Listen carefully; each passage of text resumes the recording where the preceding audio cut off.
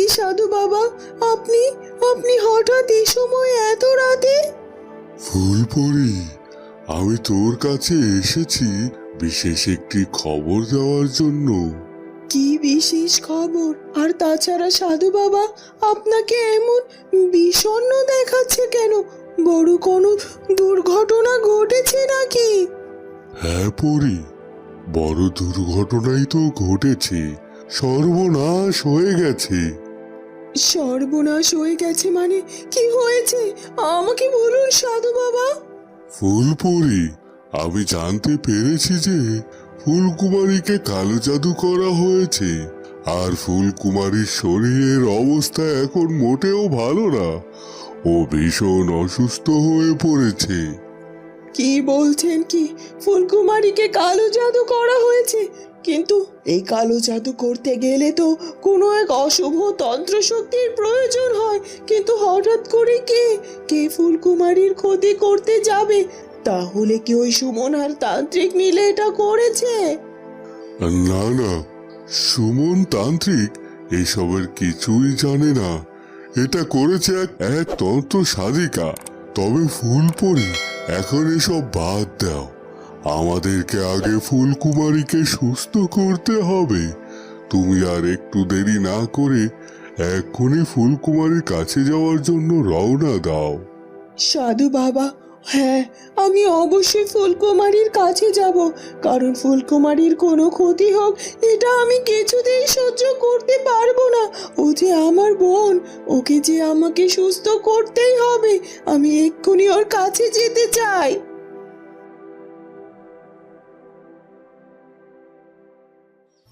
সকাল হয়ে যায়, আর সকাল সকাল প্রতাপের ঘুম ভেঙে যায়। প্রতাপ এদিক ওদিকে তাকিয়ে ফুলপরীকে কোথাও দেখতে পায় না। এ কি, পরি কোথায় গেল? ও তো এতক্ষণ আমার পাশে বসে আমাকে সেবা করছিল। আর তাছাড়া ও তো এখানে ঘুমায়, কিন্তু আজ তো পরি এখানে ঘুমায়নি। আর ওকে তো কোথাও দেখতে পাচ্ছি না। তাহলে কি ও আরো অনেক সকাল সকাল ঘুম থেকে উঠে কোথাও গিয়েছে? হ্যাঁ হ্যাঁ, সেটাই হবে হয়তো। কাল সারাটা রাত ধরে আমার সেবা করলো, আর আজ ভোর হতে না হতে সে আবার উঠেও পড়েছে। মেয়েটা আমার জন্য অনেক কিছু করছে।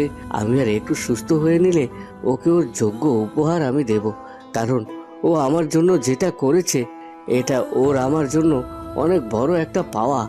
ও তো আমাকে চেনেও না, জানেও না, তারপরও আমার জন্য এত কষ্ট করছে। কিন্তু এত সকাল সকাল ও কোথায় গেল? আমি এক কাজ করি, আমি বরং একটু কষ্ট করে উঠে ঘরের বাইরে গিয়ে দেখি কোথায় আছে পরি। আর তাছাড়া দিন রাত ধরে এভাবে শুয়ে আছি তো, শরীরটার মধ্যে ভালো লাগছে না। একটু হাঁটাহাঁটি করলে হয়তো ভালো লাগবে। যাই, একটু হাঁটাহাঁটি করে আসি।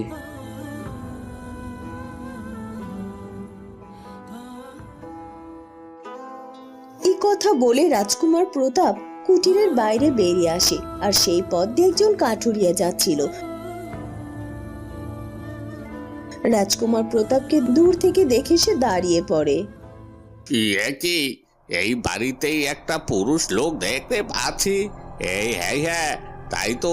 আমরা এতদিনে জঙ্গলে আসি কাঠ কাটি। আমরা তো জানি এই কুটিরে একজন মেয়ে থাকে, আর সেই মেয়ে তো অবিবাহিত।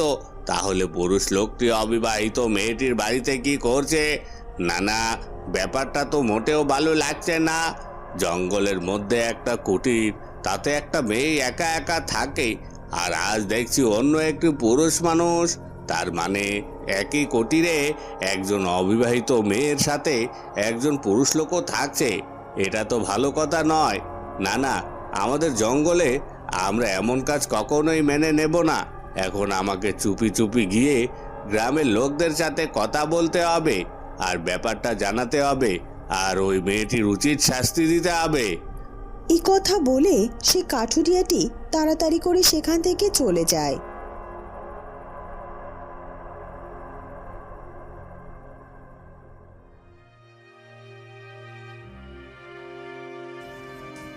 মহারাজ, এতক্ষণে হয়তো রাজগণক রাজপ্রাসাদে চলে এসেছে। আমি যাচ্ছি, রাজকুমারের পাশে গিয়ে তো আমাকে দাঁড়াতে হবে। রাজকুমার যে বড্ড ভেঙে পড়েছে। হ্যাঁ হ্যাঁ রানী, তাড়াতাড়ি যাও, আর তোমাকে দেখলে রাজকুমার অনেক শক্তি পাবে। হ্যাঁ হ্যাঁ, আমিও যাচ্ছি। আর তাছাড়া সত্যিই তো, হঠাৎ করে ফুলকুমারীর এমন অসুস্থ হওয়ার কারণ কি?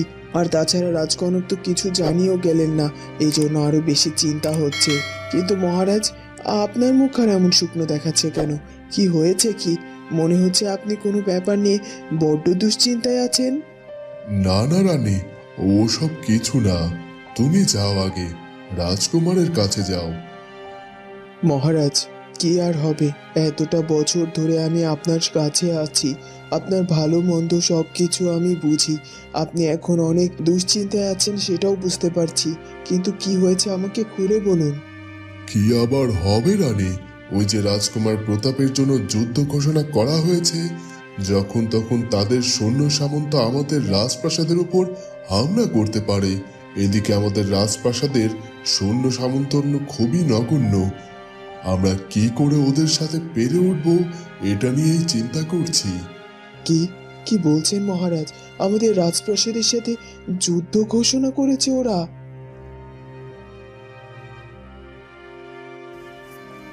ওদিকে রাজগণক এসে ফুলকুমারীকে দেখে বুঝতে পারে যে ফুলকুমারীর উপর কালো জাদু করা হয়েছে। রাজগণক, কেমন দেখলেন বলুন? আমার ফুলকুমারের কি হয়েছে যেটা রাজবৈদ্য বলতে পারলেন না, যার জন্য আপনাকে পরীক্ষা করতে হলো? আসলে রাজকুমার, রাজবৈদ্য কিছুটা আন্দাজ করেছিল, কিন্তু সঠিক তা বুঝতে পারেনি। তাই তো সে আমাকে খবর দিতে বলেছিল। এখন আমি সবটা বুঝতে পেরেছি, আর সেটা হলো ফুলকুমারের উপর কালো জাদু করা হয়েছে। কি বলছেন কি? আমার ফুলকুমারের উপর কালো জাদু করা হয়েছে? কে করেছে? কে করেছে আমার ফুলকুমারের উপর কালো জাদু? আর কার এত বড় সাহস, আর কেনই বা করেছে? কে করেছে আর কেনই বা করেছে সেটা এখন পর্যন্ত জানার কথা নয়। আসলে কালো জাদুর প্রভাবে ফুলকুমারী এমন অসুস্থ এবং অচেতন হয়ে পড়ে আছে। ও কিছুতেই কালো জাদুর প্রভাবটাকে সহ্য করতে পারছেন না। আর শুধু তাই নয়, ফুলকুমারীকে এভাবে ওই কালো জাদুর কাছে হার মেনে মৃত্যুবরণ করতে হবে। না না রাজগণক, এ কথা বলবেন না। কোনোভাবেই আমি আমার ফুলকুমারের কোনো ক্ষতি হতে দেব না। এমন কোনো কি উপায় নেই যে উপায়ে আমার ফুলকুমারের শরীর থেকে ওই কালো জাদুর প্রভাব কাটানো যায়? ক্ষমা করবেন, এই মুহূর্তে আমার কাছে কোনো উপায় জানা নেই। এখন শুধুমাত্র আমাদের চুপচাপ দেখে যেতে হবে যে ফুলকুমারী আমাদের চোখের সামনে মৃত্যুবরণ করবে। আর এই কালো জাদু এতই খারাপ জিনিস যে একবার যদি কারো শরীরে সেটা প্রয়োগ করা হয়, তাকে বাঁচানো দুষ্কর হয়ে পড়ে। এখন আমি আসছি রাজকুমার, আমার যে আর কিছু করার নেই। এই কথা বলে রাজগণক সেখান থেকে চলে যায়। আর রাজকুমার চন্দ্রকুমার বড্ড চিন্তিত হয়ে পড়ে। বন্ধুরা, কি হতে চলেছে এরপর সেটা জানবো আমরা ফুলকুমারী গল্পের পরবর্তী পর্বে। আর আমাদের আজকের পর্বটি ভালো লাগলে অবশ্যই আমাদের চ্যানেলটিকে সাবস্ক্রাইব করে দিও। দেখা হবে পরবর্তী পর্বে। ধন্যবাদ।